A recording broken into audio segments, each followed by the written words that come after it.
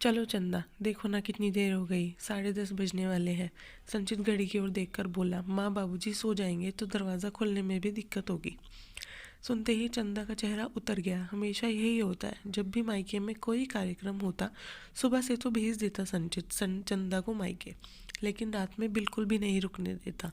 बड़ा परिवार, चाचा ताऊ, सबके बेटे बेटियां और खुद की भी दोनों बहनें, सब जब इकट्ठा होते, और साथ ही साथ 5-6 भाभियां भी, काफ़ी बड़ा संयुक्त परिवार।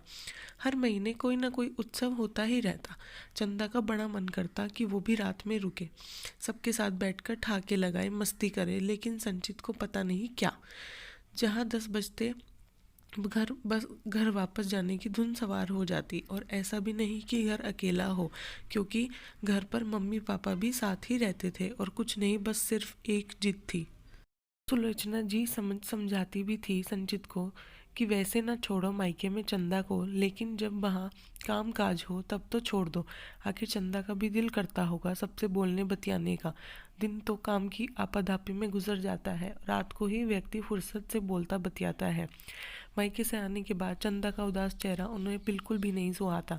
आखिर वो भी एक महिला थी, और एक महिला के मन में मायके के प्रति क्या भावनाएं होती हैं, बहुत अच्छी तरह से समझ सकती थी। बहुत दुखी मन से उठी चंदा। मायका और ससुराल एक ही शहर में होने का बस यही दुष्परिणाम है कि मायके में रुक ना सको। आंखों में आंसू छलछला आए। भाभी, मम्मी, बहनों और भाइयों सबने कहा, लेकिन संचित राजी ही नहीं हुआ। रुआसी हो उठी चंदा। आखिर उससे सिर्फ 1 साल छोटी चचेरी भतीजी की शादी है, तब तो छोड़ दो। अरे क्या करोगी रात में रुककर, सिर्फ बातें ही तो करना है, सुबह जल्दी भेज दूंगा। और चंदा बहुत ही बुझे मन से बाहर आ गई और मोटरसाइकिल पर बैठकर पहुंच गई ससुराल। तुम फिर चंदा को वापस ले आए, मैंने मना किया था, कम से कम उसकी भतीजी की शादी में तो रुक लेने देते। पता नहीं इस लड़के की बुद्धि में क्या शुमार है। चंदा का उतरा हुआ चेहरा देखकर सुलोचना भी दुखी हो गई। आखिर वो भी दो दो बेटियों की माँ जो थी। क्या माँ, आप भी शुरू हो गई?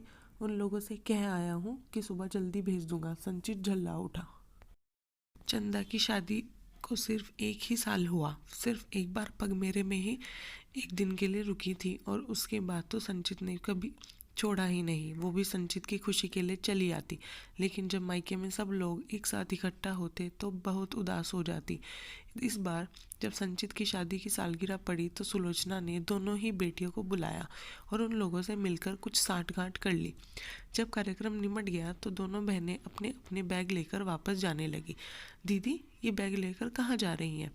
हम लोग वापस जा रहे हैं। वापस जा रही से क्या मतलब? अभी बिल्कुल नहीं जाने दूंगा। आप लोगों को, आपको तो पता ही है कि हम लोग रात में ही कायदे से बैठकर बातचीत कर पाते हैं। आप कब आई और कब गई पता ही नहीं चलेगा। क्या बताऊँ, तुम्हारे जीजा जी इसी शर्त पर लाए थे कि रात को ही वापस निकल लोगी। जब हमने हामी भरी तभी तैयार हुए। हाँ हाँ बिल्कुल, हम लोगों को रात में ही वापस जाना है। क्या करेंगे ये लोग रुककर? तुम्हारा कार्यक्रम तो अच्छी तरह से निपट गया ना?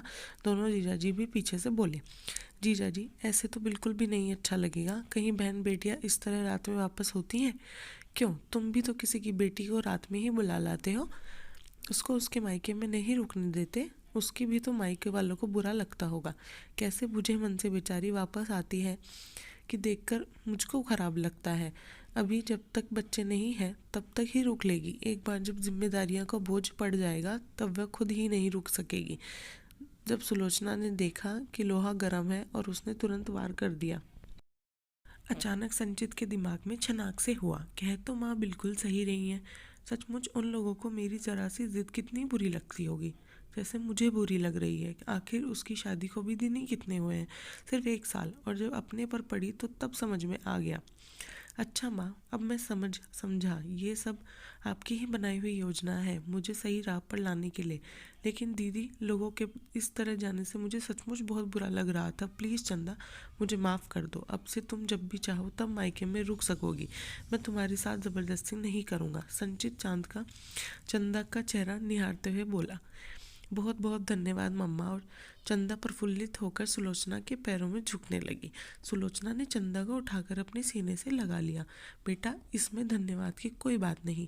आखिर मैं भी दो दो बेटियों के साथ साथ अब तुम्हारी माँ भी हूँ, और बहू के मन की भावनाएं सासू माँ नहीं समझेंगी तो कौन समझेगा? तभी दोनों बहनों ने हंसते हुए अपने अपने बैग वापस लाकर रख दिए और खिलखिलाती हुई अंदर वापस आ गई, क्योंकि वो लोग तो वापस जा ही नहीं रही थी। ये तो सिर्फ संचित को सीख देने की योजना का ही प्रारूप था।